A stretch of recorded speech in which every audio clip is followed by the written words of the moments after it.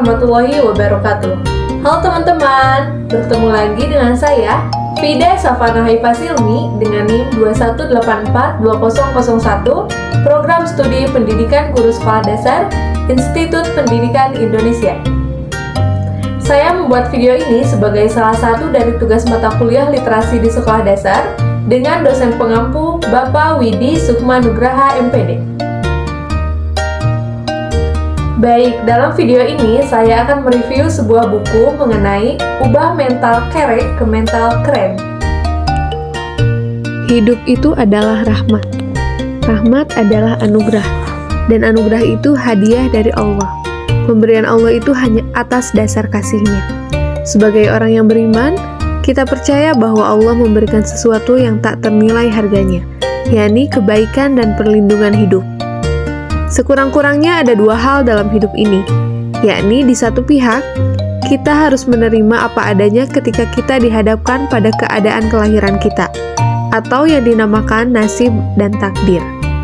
Akan tetapi di lain pihak, ketika dihadapkan pada pilihan antara menjadi kaya atau melarat, itu adalah sebuah pilihan atau keputusan.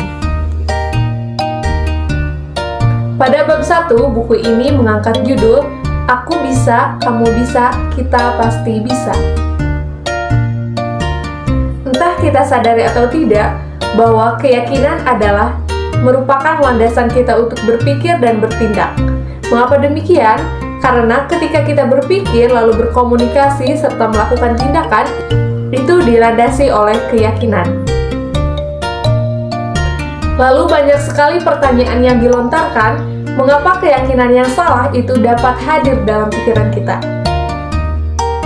Yang pertama adalah bad self-image. Cara mudah untuk mengetahui diri kita mempunyai citra diri yang baik atau buruk adalah apakah kita minder ataukah kita malah percaya diri ketika kita dihadapkan pada keadaan untuk melangkah maju. Lalu yang kedua adalah bad experience. Pengalaman buruk masa lalu biasanya disebut traumatic syndrome. Getirnya pengalaman masa lalu bisa membuat orang sulit untuk menerima keadaan yang sebenarnya. Karena pengalaman buruk dan pahitnya masa lalu, orang sulit untuk melangkah dan menembus bayangan hitam yang ada di pikiran dan perasaannya. Akhirnya ia sulit untuk mengambil keputusan dan cenderung menjadi penakut. Yang ketiga yaitu bad environment. Lingkungan yang buruk adalah lingkungan yang dapat mempengaruhi seseorang ke arah negatif yang akhirnya menjadi seseorang yang negatif pula. Lingkungan yang membuat individu bisa buruk adalah misalnya sistem adat, peraturan, senioritas yang kaku, atau kebencian lingkungan pada golongan tertentu. Orang yang optimis sekalipun di lingkungan yang buruk bisa terkontaminasi oleh hal-hal buruk. Bahkan, lingkungan yang buruk itu bisa menghambat orang untuk bermental konglomerat. Lalu yang keempat adalah bad reference. Rujukan bisa dipakai sebagai acuan atau pegangan dalam mengambil keputusan yang menentukan. Misalnya jika ingin kaya, lalu rujukan yang paling utama adalah orang tua. Lalu yang kelima atau yang terakhir adalah bad education. Pendidikan sekolah formal bisa menjadi benih belenggu untuk menjadi kaya. Kenapa dan bagaimana ceritanya?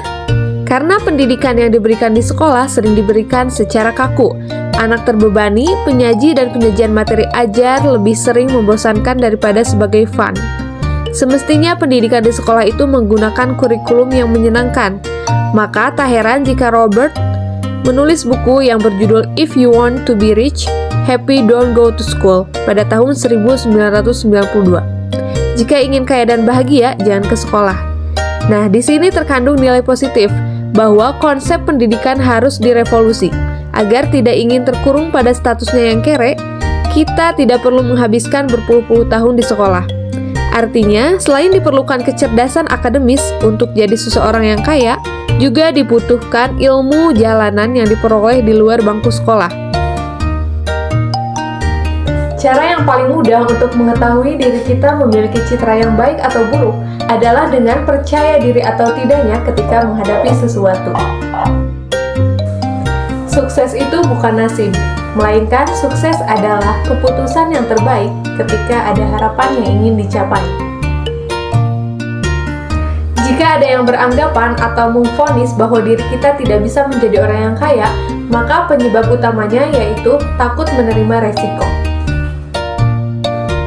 Lalu ada beberapa alasan mengapa seseorang tidak bisa kaya meskipun telah berusaha semaksimal mungkin. Yang pertama adalah orang yang memvonis dirinya tidak akan pernah menjadi orang yang kaya. Mengapa demikian? Karena orang tersebut telah beranggapan bahwa dia akan menjadi orang miskin selamanya. Sehingga apa yang telah ia usahakan tidak akan berarti apa-apa. Yang kedua adalah tak pernah memutuskan bahwa dia akan menjadi seseorang yang kaya.